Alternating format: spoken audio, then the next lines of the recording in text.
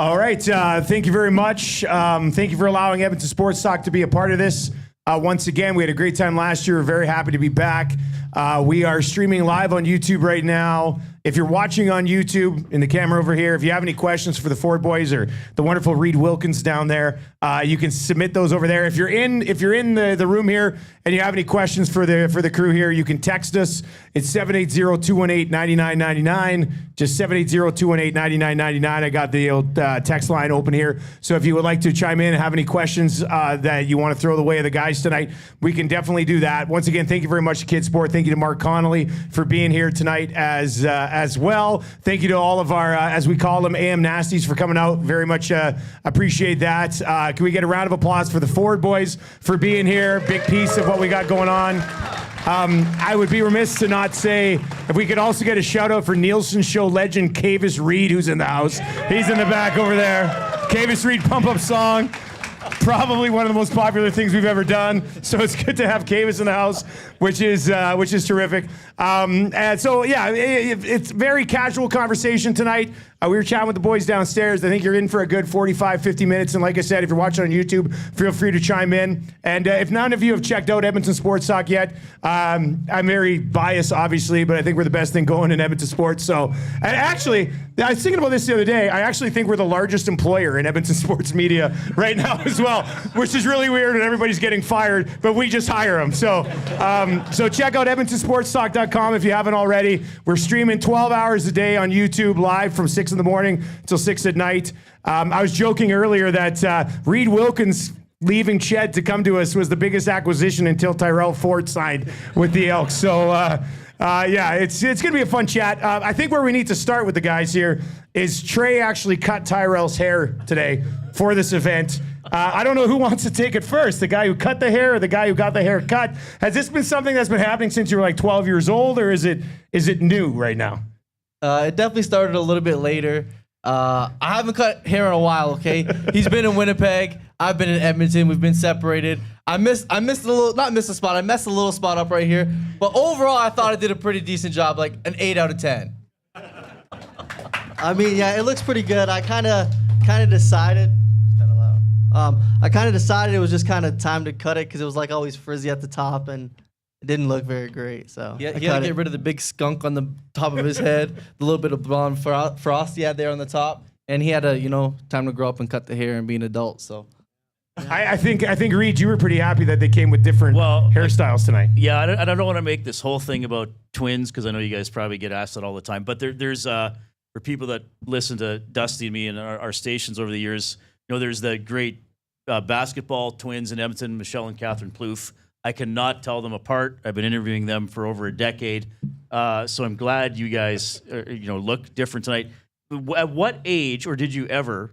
Did you guys dress alike when you were little kids? Would you go to school in the same outfits, or was that never a thing? I mean, they're dressed alike tonight. Yeah, it's the same thing. Different numbers at least. When we were really young, we'd get the same clothes, but they'd be in different colors. Okay. So that way, people could still kind of tell us apart. We would, maybe switch here and there sometimes, but not a lot. Was that for people or your parents?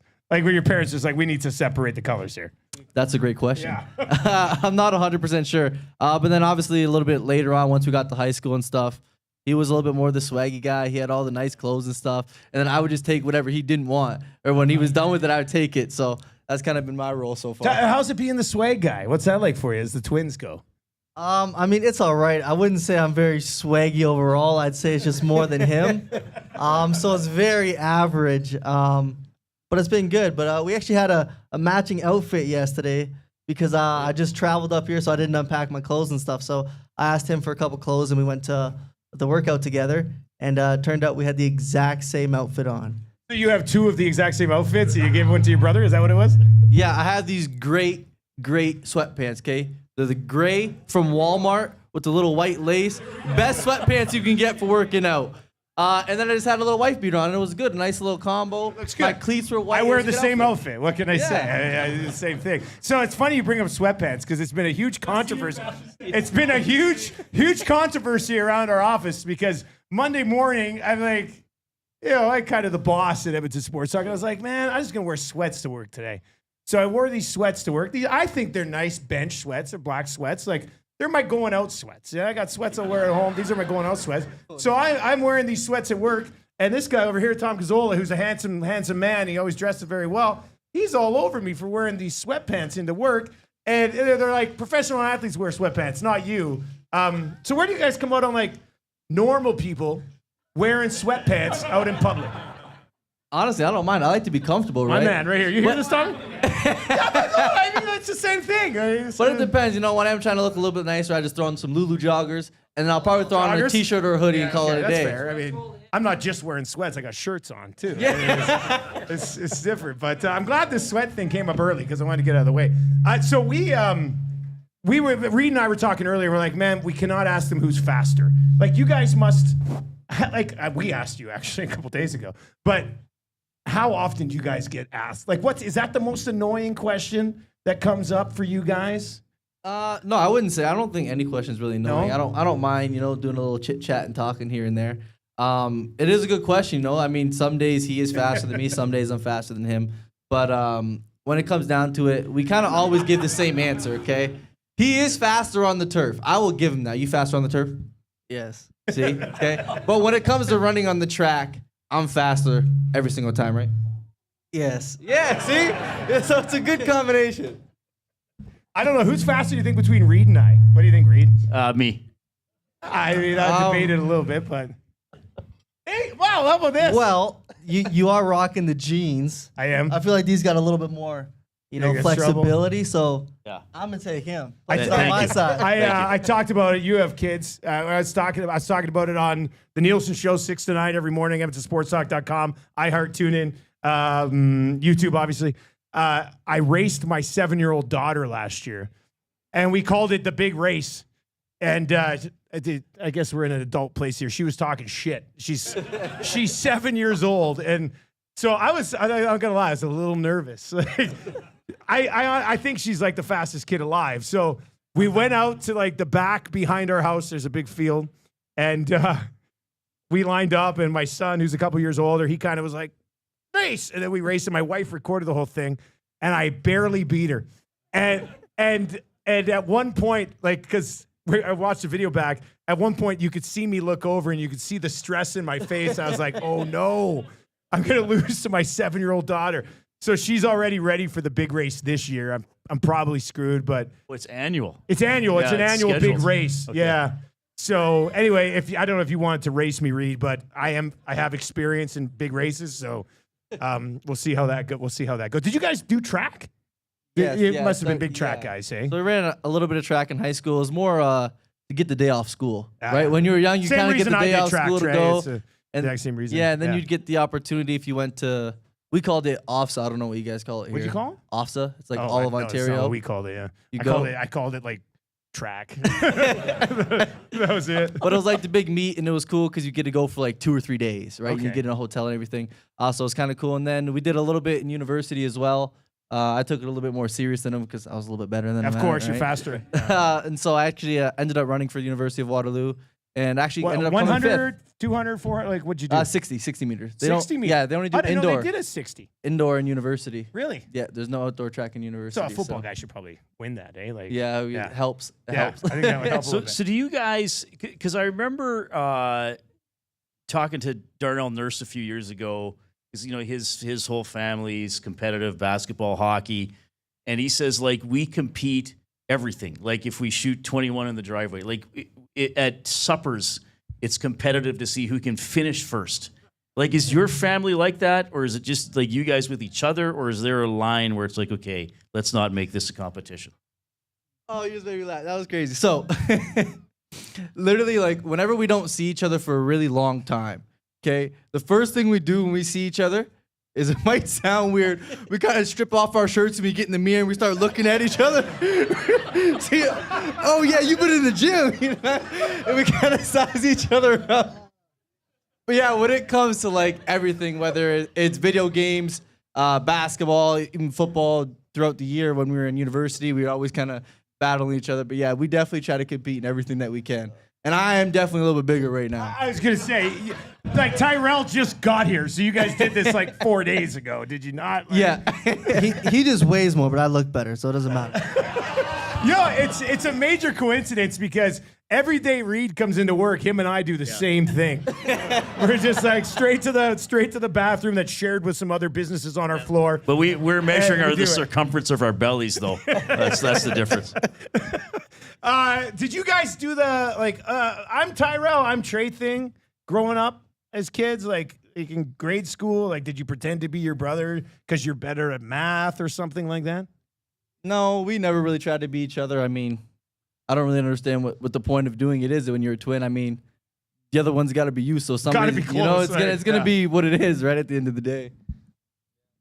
Plus, we'd always be in the same place together, so it's like we're really both not gonna there. work, So like- it's not like there's really Yeah. no point to it. If you're not Tre, you're Tre. Like right there. It's just like that. So yeah.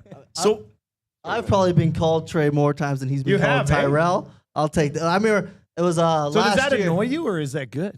No, it don't annoy me. I just find like sometimes I think it's a little bit crazy because like one time I was in Winnipeg last year and one of my teammates called me Tre. And I'm like, you don't even know him. So I found that kind of crazy. But if it's just a known person, I'm like, hi.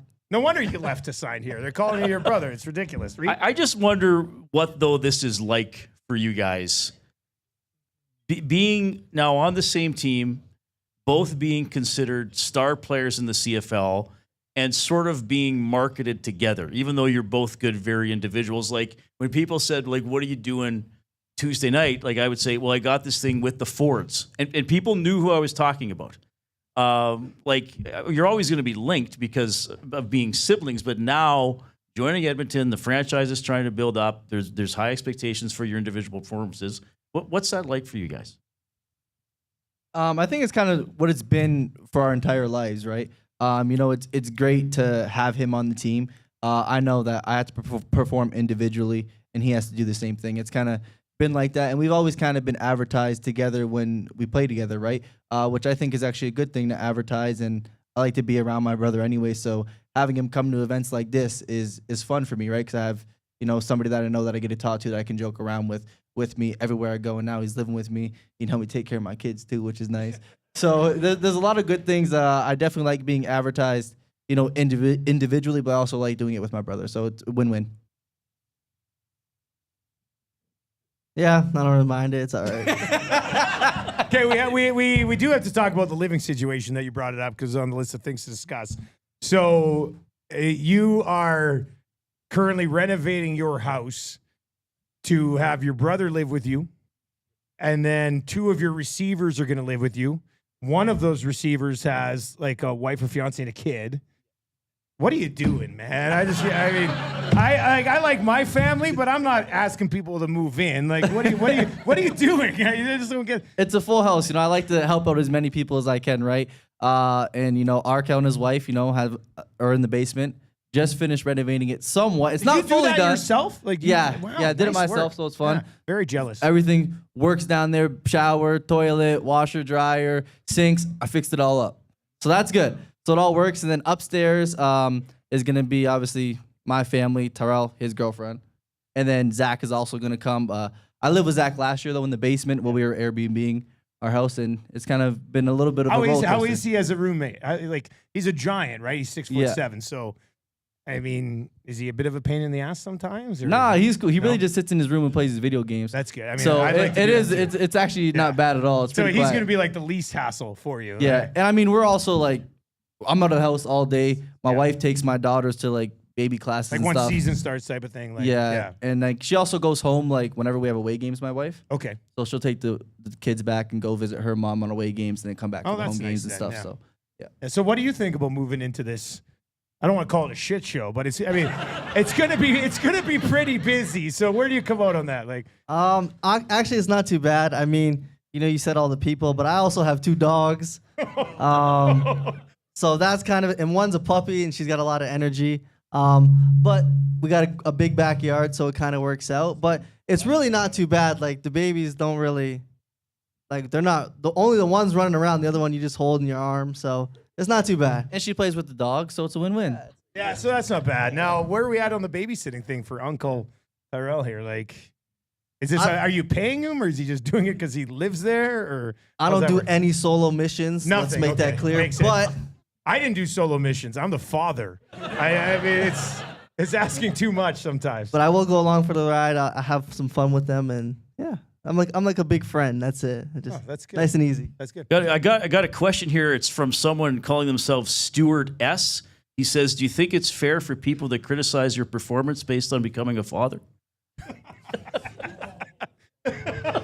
Do whatever you need to do. That's a joke. It's supposed to be a joke. That's actually meant for not a real. Stuart It's not a real Skinner, question. That's not a real question. Don't worry about that. That was. Look, man, kids are awesome, but they do change your people life. say that all the time. It's just. Yeah. I mean, I love my kids. They're probably watching right now, actually, but.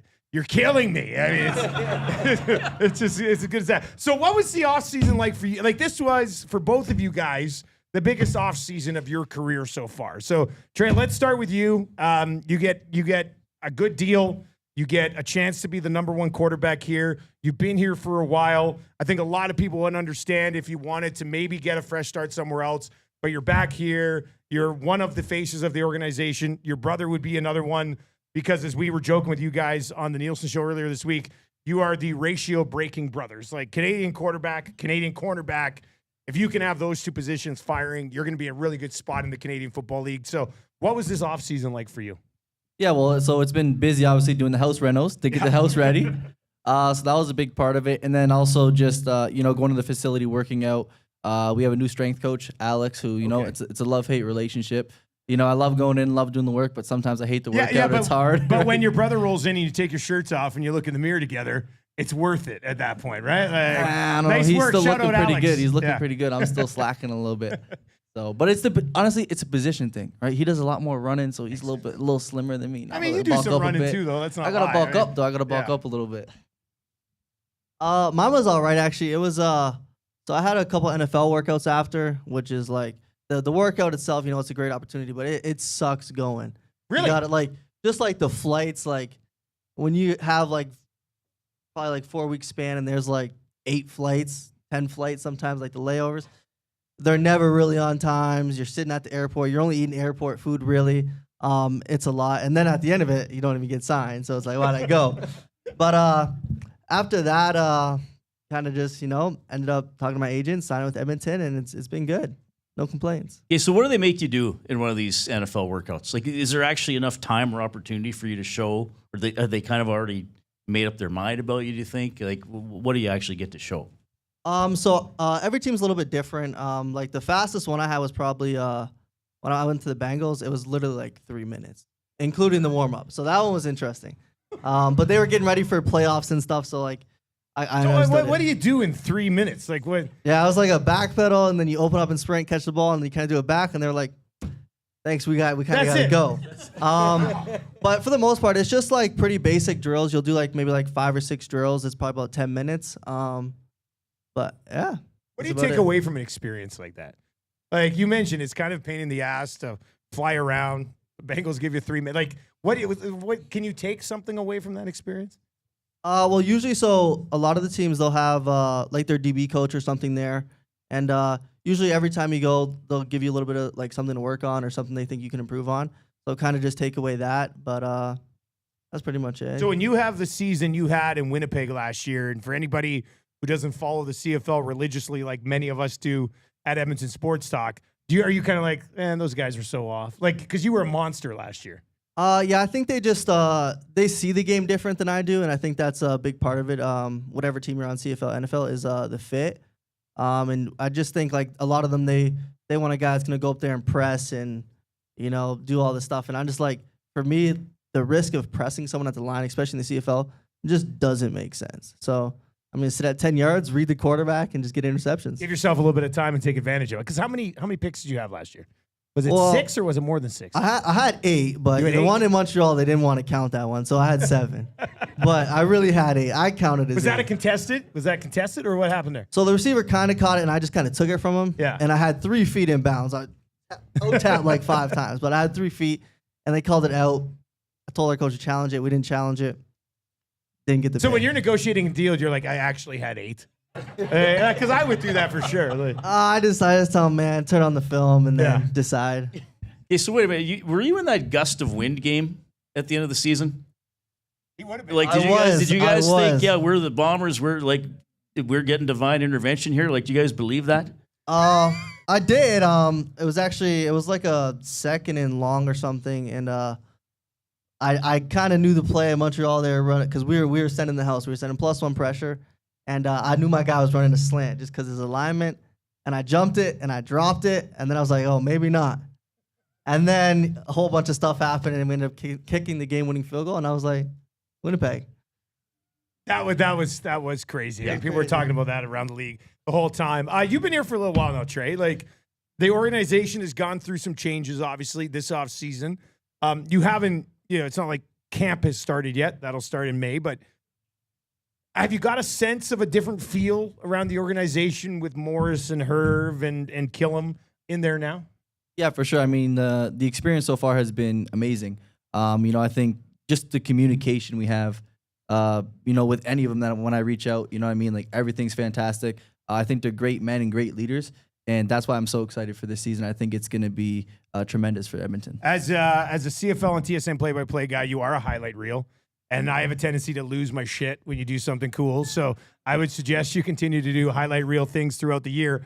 But what have you learned over your first couple of years in this league that will help you take another step this season? I got it. Okay. He needs to stop taking hits. Got to stay healthy. I mean, yes, sir. Let's start there. That's a big one. But outside of staying healthy, what else you got? Yeah, I mean, well, there's a lot you learn, right? There's so many different things you could talk about, but I think it's really just what playing in the CFL comes down to is, again, talking about those three guys we brought in, about is having a coaching staff that believes in you, right? Like, you could, be the greatest quarterback, and yeah, your coaches believe in you, great. You could also be middle of the pack or even a little bit worse, and your coaches believe in you, and you're still going to have success because you have the support of your coaches and your team around you. So that's the biggest thing that I've seen, right? When you are doing all this quarterback switching and stuff, right? It's hard for kind of the coaches and the team to get behind one guy, right? Which I feel like when you look at a lot of good teams, they have good quarterbacks, right? It's who the one team's guy, behind, that's it, how it right? is, Even regardless, like going to Winnipeg, like even if Zach's having a bad week or even 2 weeks, like, Zach's going to turn around. Like, the players believe him, his coaches believe him, and he turns it around, and Winnipeg goes to the Grey Cup 4 years in a row. Yeah. Right? Or whatever it was. They're pretty good Yeah. at getting to the Grey Cup. Yeah, so I think that's like a big part is, having those coaches and, those people in management who believe in you. Okay, so when you look at, and your brother brought it up, don't get hit as much. You are a phenomenal runner with the ball. How difficult is that to not like take off all the time? And I don't want to be like, I didn't play football growing up, so this is kind of a real idiot comment, but like calling the games, I'll be like, if it sounds really bad, but like, Tre should have taken off there. I'm like, I think Tre probably knows what he's supposed to do, but like, how difficult is it for you tonight? Because I mean, you have, and we talked about it on our station a lot, as far as athletic ability goes, you probably have an advantage over like 95% of the league. So how difficult is it to not try to take advantage of that all the time? It actually gets a lot easier the more you play, right? So you get more comfortable in the offense, and you understand more things. You're able to read stuff faster. It helps you get the ball out. So actually, the longer I play, the easier it is to actually not take run. off. Okay, yeah, because usually when I'm running, it's because the pocket breaks down or they drop 35 guys into coverage on a second and long, right? Or somebody runs something wrong, and you're like, well, now I don't know what to do. And then you kind of start taking off. But those are kind of the big three that, initiate running. So for you, Tyrell, when you're playing a quarterback that can run as a defensive back, does that change your preparation, or is that more for the linemen and the linebackers to worry about? Yeah, it's a lot harder. Especially, I remember when we were preparing to play against Tre, actually, it's like you kind of have to use an extra guy, even in the run game, in case he pulls it. And then it's like, as soon as he starts scrambling, you're pretty much playing tag at that point, and it's not fun. It can last a long time. And then obviously once he passes the line of scrimmage, then you got to go tackle him. So it gets pretty difficult. So I think we have a big advantage. All right, if you were watching on YouTube, there's a QR code on the side. You can scan that. That'll get you to the silent auction. It's a great silent auction. There's a ton of items there. I know Mark was telling us earlier. He goes, man, the bids are going up pretty quick this year, so you're going to want to get in on that right now.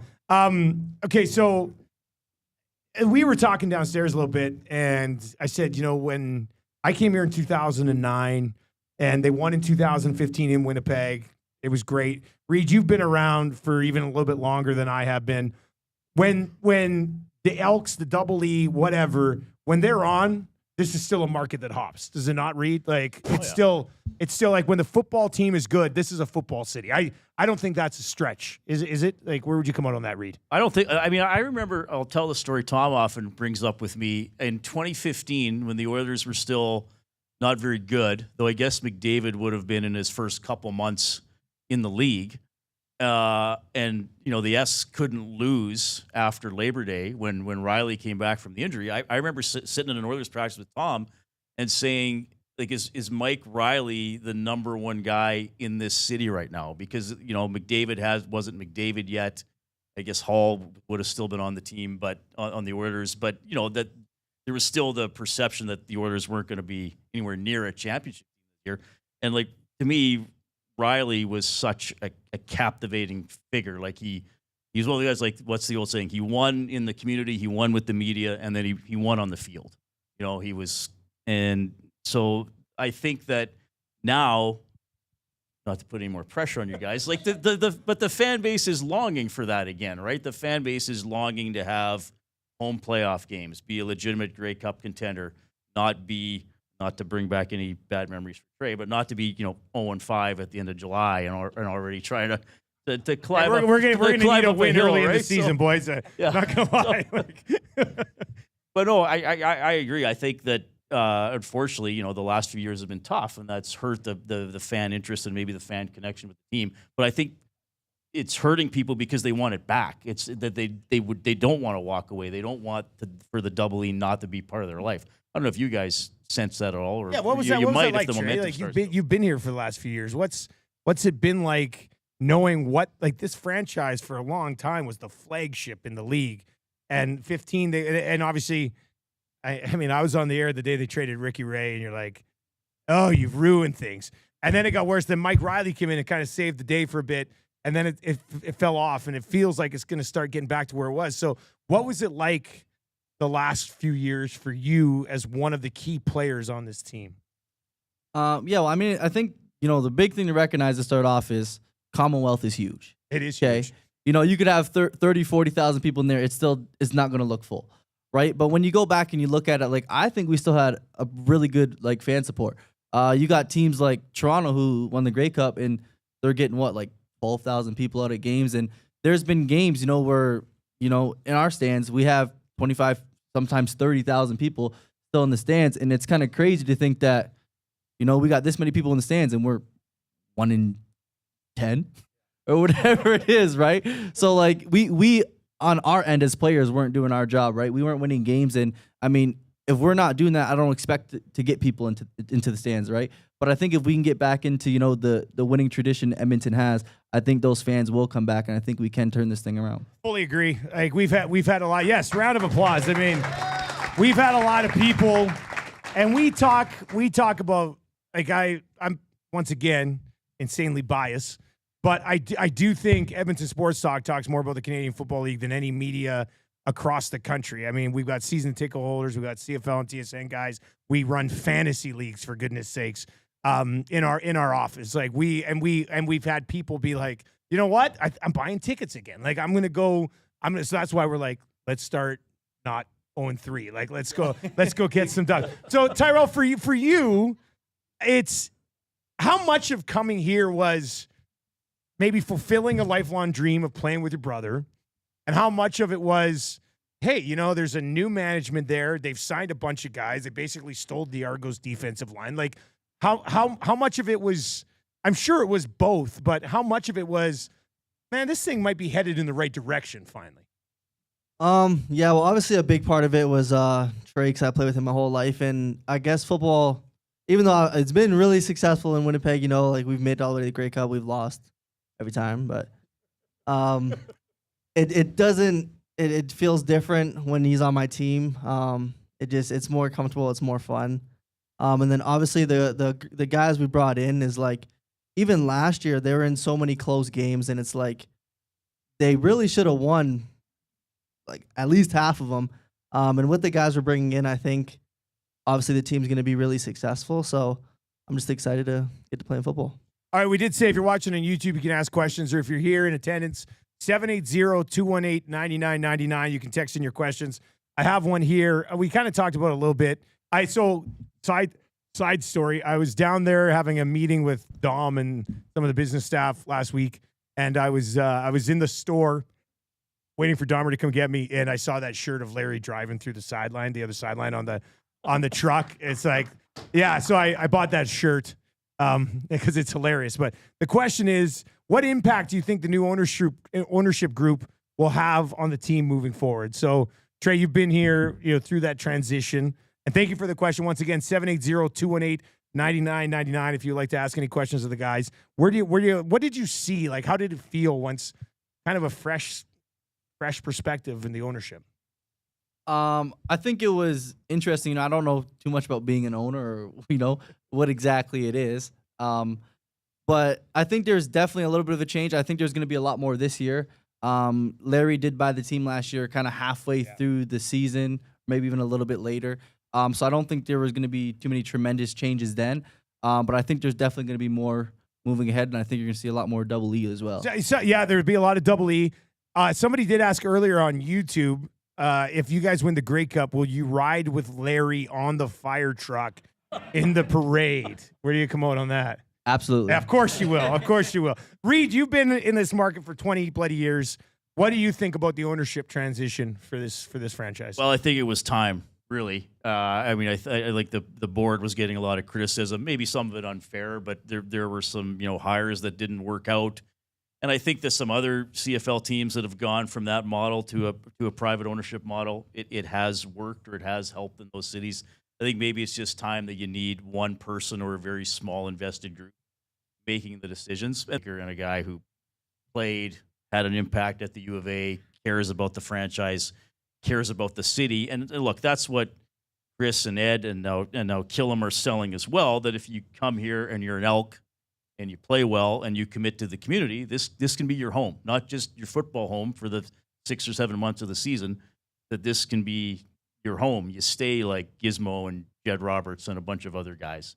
So that's sort of what I see them building. It's that's like, where they're let's headed. improve the team with good players and good people who then don't just become Elks, they become Edmontonians for a long time. Okay, so let's talk about the improvement of the team for a second, because I mean, you guys had a very active offseason. I'm a big believer in you can turn things around pretty quickly in the Canadian Football League. Tyrell, where do you come out on, like you guys had, I mean, you brought in a lot of good pieces this offseason. So where do you come out on the ability to turn things around quickly in the Canadian Football League? Yeah, I really just focus really on the defense, because the offense, that's up to him. That waits on him. But if the offense fails, it's on Tre. That's what Tyrell's saying right now. It's not up to me. Yeah. But I'm really excited about the defensive piece we brought in. I think the defensive line we brought in is pretty insane.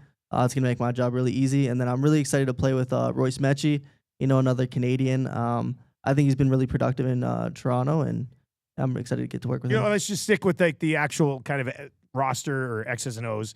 We were talking downstairs a little bit about Rankin. You got Leak back. I mean, if you guys wanted, I think you could just run the ball every single down between you and those two guys. But where are you at on the David Beard came back, big piece on the offensive line. Where are you at on the additions that you added offensively this year, Tre? What do you think? Yeah, I mean, I think we brought in a lot of athletes, right? We got Dunbar here as well to help us in the Dunbar, past. that was a sneaky ad kind of later in free agency.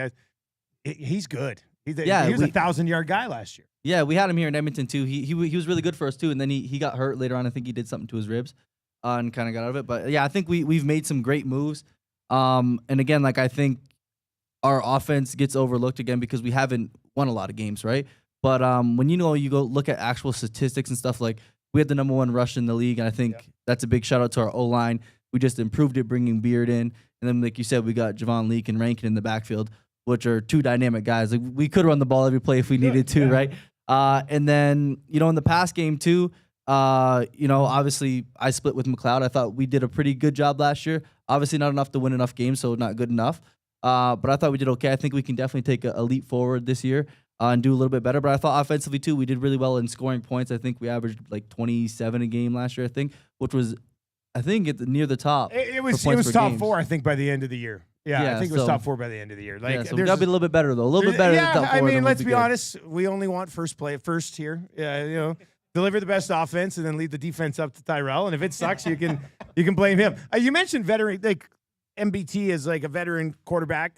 They have brought in another guy who's recently had Grey Cup experience. I've dealt with Cody a little bit on the CFL Zoom calls we do with TSN and stuff. So I've got to know Cody a little bit. I mean, we were talking. I mean, I think it's the best quarterback room in the league, to be honest with you. What does it mean to have a guy like Cody Fajardo at this stage of his career, who when healthy, or younger in his career, he moved around a little bit like you're capable of. What do you think that relationship is going to be like?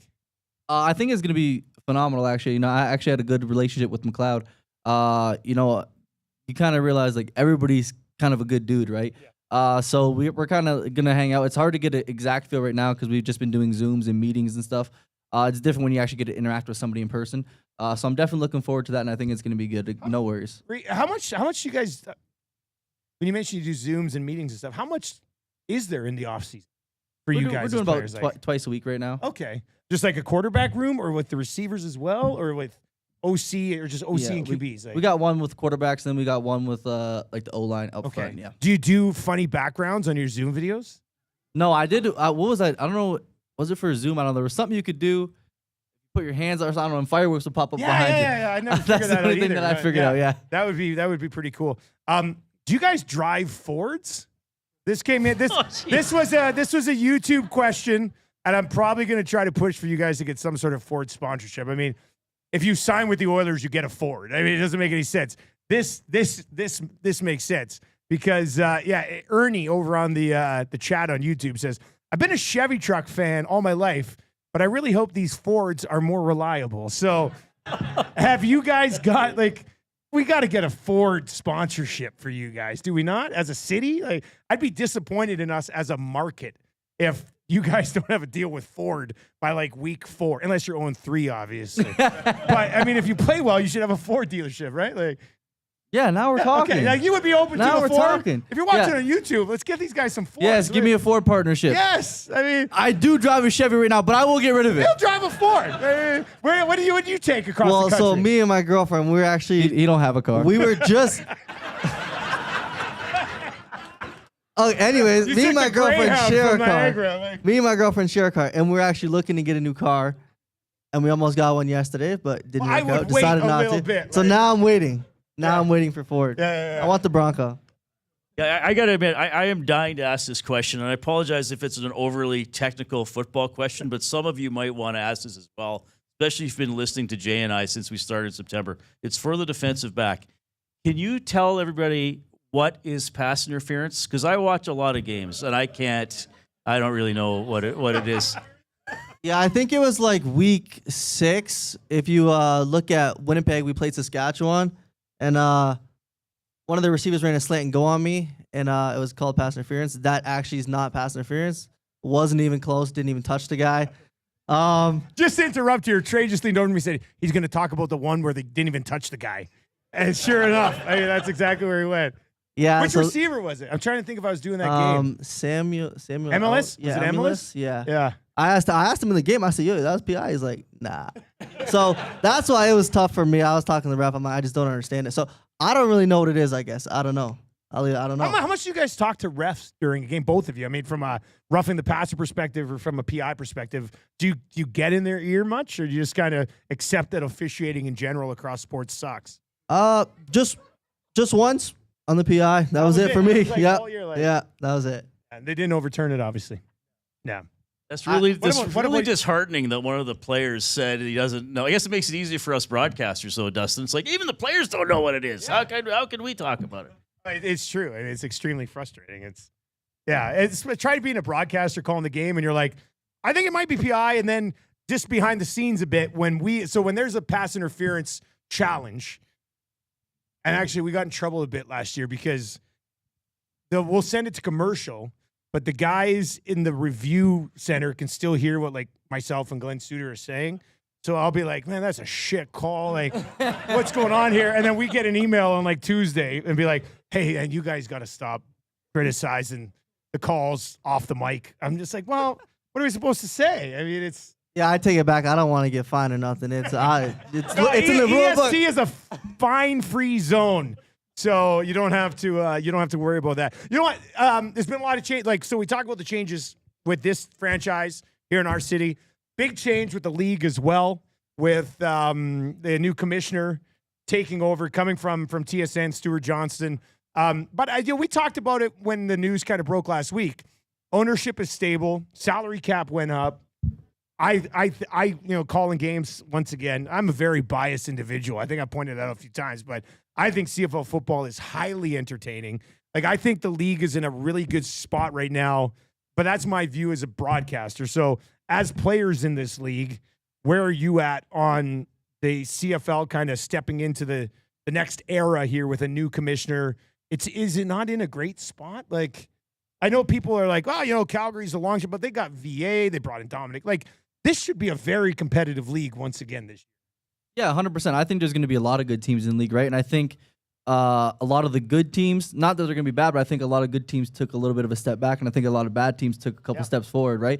Which, again, is going to balance the league. So I think, like you said, I think it's in a great spot. I think it's going to be highly competitive this year, and I mean, I can't wait to play. It's going to be super exciting. Errol, what about you on where the league's at right now? You're coming from a franchise that is obviously, I don't want to dig in, but has had success in the West for the last few years. So where are you at on where the league is at right now? Because like you said, like I look at it right now, I mean, I think the West could finish in any sort of fashion. So it's right up there. What's that like as a player going into a season when you're like, there's no easy game in the West right now? I mean, yeah, like you said, every week's competitive. But as far as I look at a lot of I based all my stuff off the quarterbacks, and I think right now, you got Zach, and I think Trevor Harris is back in Sask he's or whatever. back. But I think you have a lot of young quarterbacks like Drew Brown, Tre. Rourke's still youngish. Rourke, yeah, he's young. His brother's coming out. He's going to be drafted like somewhere. There's a bunch of young Canadian quarterbacks, which I think is pretty exciting for the Davis league. Alexander, another young quarterback. I think it's exciting, and I think the CFL is in good hands for the future. Outside of prepping for your brother, who's obviously a stud, who's the most difficult quarterback in the league this year for you to play against? He said this would be great. I don't think he's right. The most difficult. I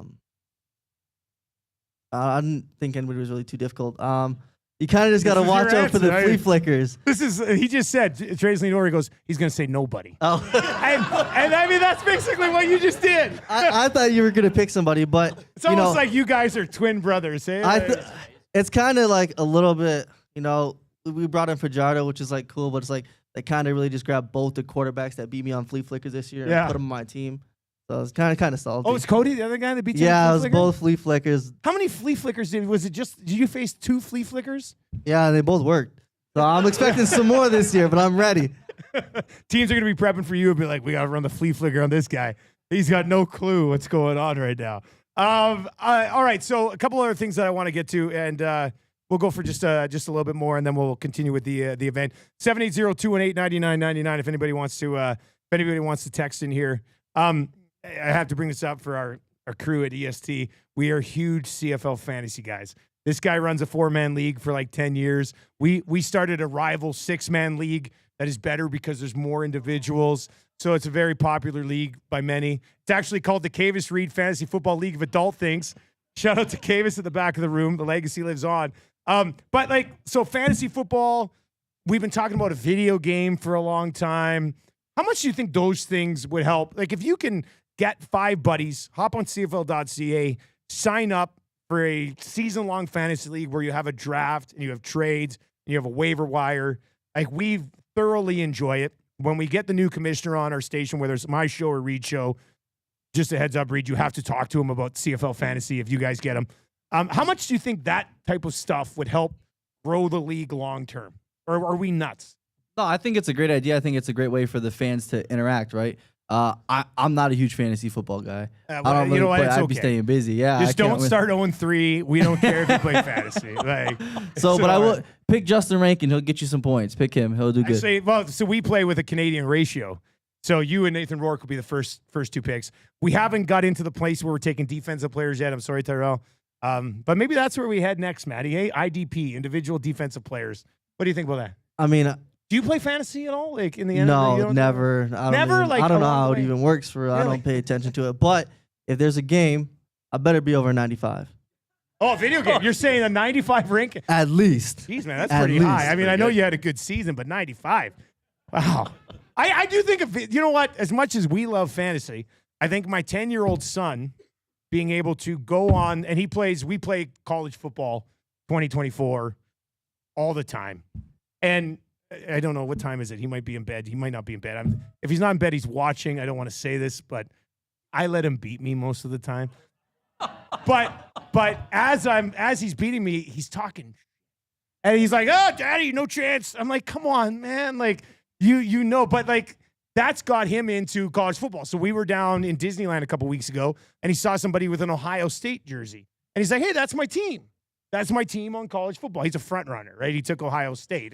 Making me I'm playing with Rourke's brother. I'm like, they're killing me here.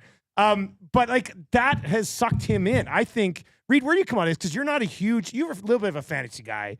Not like us, Well, but I wanted to be in one of these CFL leagues. yeah. Yeah. Well, exactly, right? Yeah. But, like, I think the video game is a great way to track down the next generation of fans. Like, Yeah, I don't know where it's. Somebody tried a few years ago, didn't they? yeah, To there put was out like an a independent CFL group that game? was kind of doing it. Yeah. Yeah, I don't know if it'd be hard to fund, or it'd be hard to compete against Madden, or if Madden would ever include the Canadian Football League or something like that. But you've seen where people play Madden and they'll redesign the uniforms. Yeah. And then they just say, okay, on third down, you have to kneel down, and then you kick on fourth down. That's or really you just committed. kick on third Yeah. down to change the downs. But anything that just get like gambling, the NFL has always been huge, but all the gambling has even helped that, like, you see people that Yeah, would just never, so you guys know, the Elks are set at 8 wins this year, over Yeah. under. I mean, if you're Oh, I mean, if you wanna I'm going to place- be on the over. you wanna Hopefully place Take the everybody will be over. on the No, over take here. the It'll be over. great. Like, yeah. take the over. Yeah, take the over on But that one. the CFL has to draw fans in. Like some of you see the people watching NFL games that are 30-point differences till the last play, because it's like, oh, I need that receiver to get one more catch. Yeah, one Like, more why catch. are you watching this game? Like, it's over, but they're watching for their individual Yeah, guys. 80% of the games in the NFL every weekend are not good, but you keep tabs on them because you've got Stephon Diggs in fantasy. Like, it's kind of ridiculous. Okay, so let's just wrap on that. You guys game against each other, do you not? I believe I've been told you guys game a little bit. Now, what was it? There's NBA. Do you play NBA 2K? Is that okay? And are you better at? I think you've told me about this. Whatever before. game you say I'm better at, don't matter. Tyrell, is this true every game? Because so what would you guys play? What would you guys play? You play NBA. You must play Madden a little bit. We or- played NBA. He's better than me at NBA. Okay. If he's better, I'll tell you. He's better than me at NBA. He's better than me at Call of Duty. That's not even close. Okay. I hate that game. Yeah. And he's way better than me at NCAA. I don't know why, but I think I'm better at Apex. I don't even know what Apex is. is What's that? What's What is it? Apex? It's like a battle royale game. I think it's more Not skill. like Call of Duty. It's different than Call of Duty, or is it? It'd be like Warzone or similar. Fortnite kind of type thing, Yeah, yeah. but I think it's a little more skill so based. why is he That's why I'm better than you at that? What's that about? He's skill not, based. he's delusional. okay. He's delusional. You gotta have something. He You're good plays at, it right? more than me, Okay. So he's like a higher rank. Yeah. But when it comes to actual like skill, like I'm the guy. Okay. So I want to like bring it all. Who's the better team? The team with 15 wins or the team with 4? team with 15? Oh, geez. Well, but I didn't what- realize that was but- a CFL burn. but what if I've only played 4 games? I mean, you should have played more. Let's just more. be honest with that. Should've played Probably should have got more games last year. All right, this has been great. Can we get a round of applause for the Fords? This is fun. These are two of the faces of the Edmonton Elks. If you're watching on YouTube, hopefully you enjoyed it very much. This was a lot. Thanks a lot for doing this. It's obviously a great cause. Tyrell, welcome to the city, man. Yeah, it's going to be an exciting year. So if you've not yet, and by the way, the tailgate is also amazing. We love the tailgate. We're at the tailgate all the time. If you've not yet checked out the tailgate at Elks games, I'm telling you, it's legit. It's a good time. So thank you to everybody who tuned in on Edmonton Sports Talk tonight. Thank you to everybody here. We still have more of the program to go, but one more round of applause for Reed and the Ford guys for being here. That was a fun conversation. Thank you very much, guys. Mark, we'll throw it back over to you.